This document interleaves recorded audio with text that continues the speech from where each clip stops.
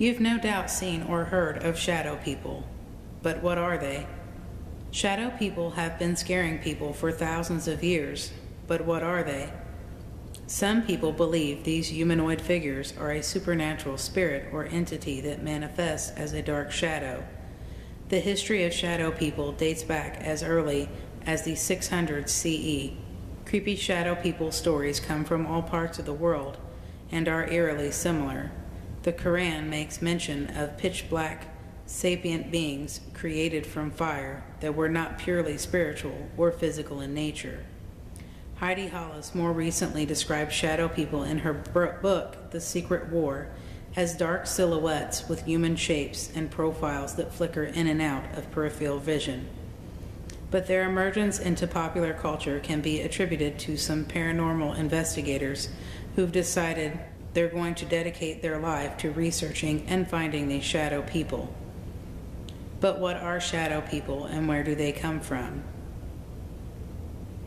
They look like huge, ominous black shadows in the shape of a human.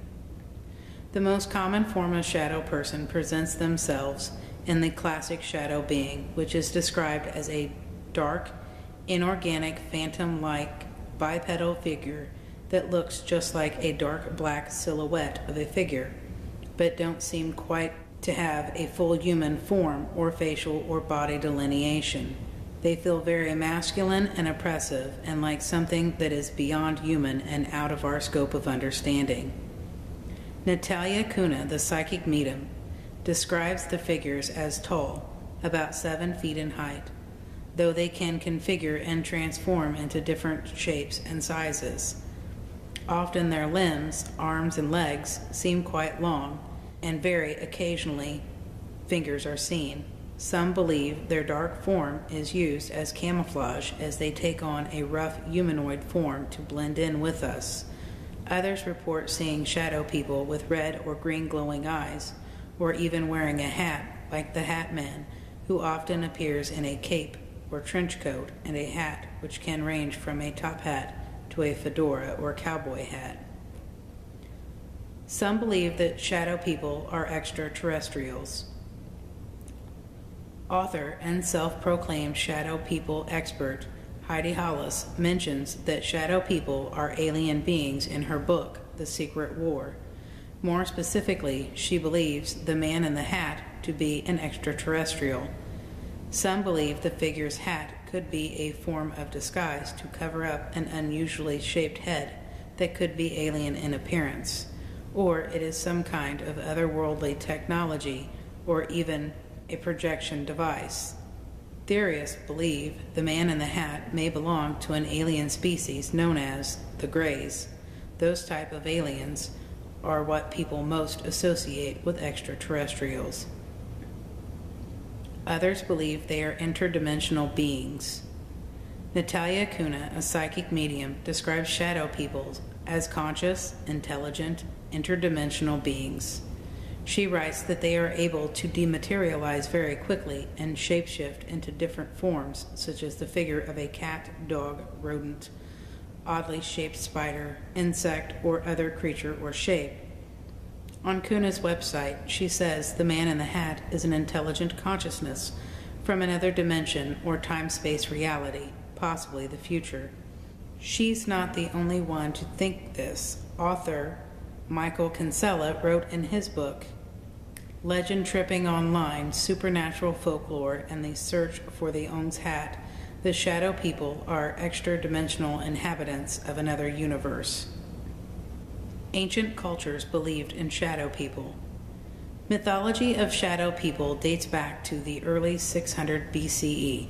Ancient Egyptians believed in shadow people and called them Kahalbit. Romans believed these people came from the underworld. Greeks thought shadow people were literal shadows of themselves, which they often gave up to Zeus as a gift. All of these cultures, though, had a common belief. These shadow people were both part of the real world and the metaphysical one. In ancient Egypt, in particular, shadow people often went and did the bidding in the spirit world for humans who couldn't reach it, sometimes for good and sometimes for evil.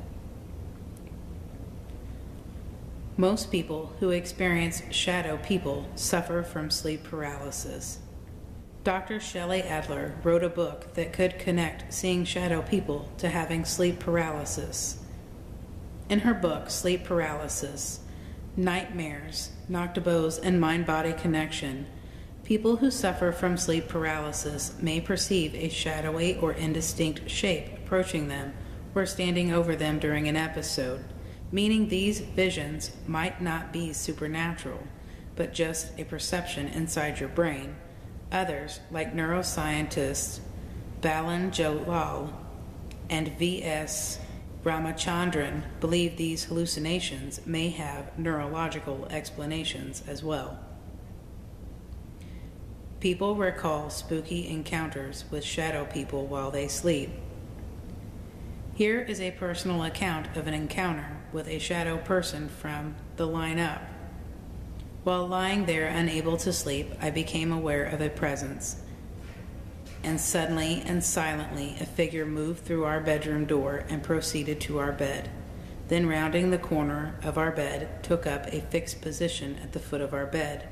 I was aware that this entity was conscious of us and was intentionally watching us as we lay there. The entity could best be described as something that had the appearance of black smoke or a shadow. However, it was more material than either of these, but less material than a real person. The most odd thing about this is my lack of fear. Although I was acutely aware of this being and the fact that it was not of this earth as we perceive it, it did not seem to arouse any fear response in me.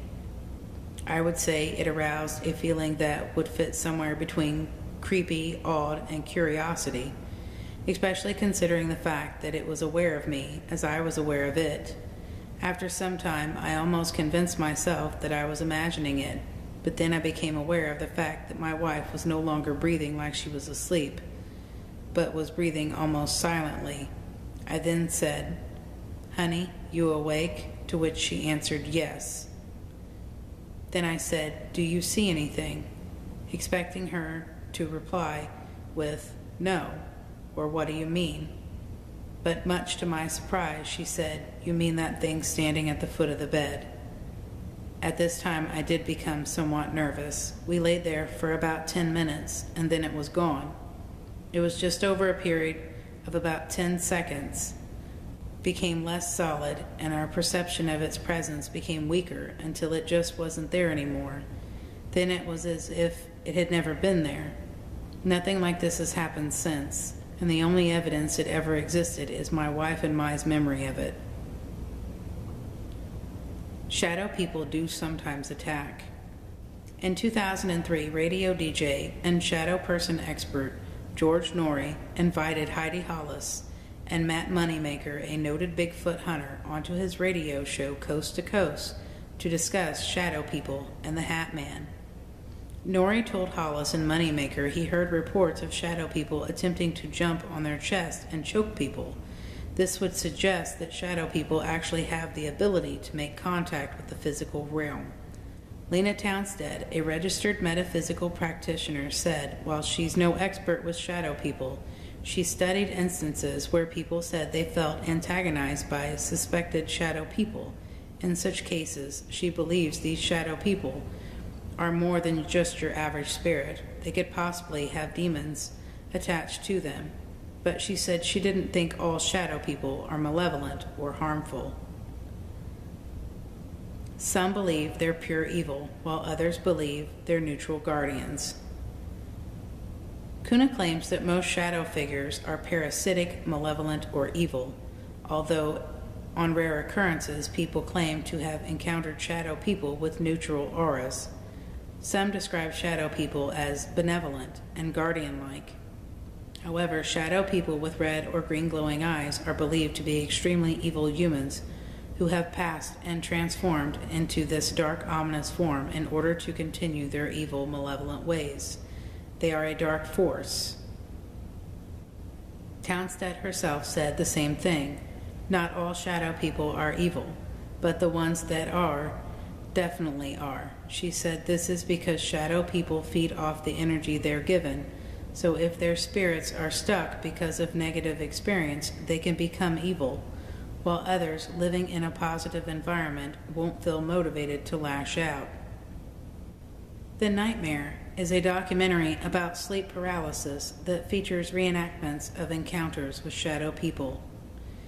In 2015, director Rodney Asher premiered his sleep paralysis documentary, The Nightmare, at the Sundance Film Festival.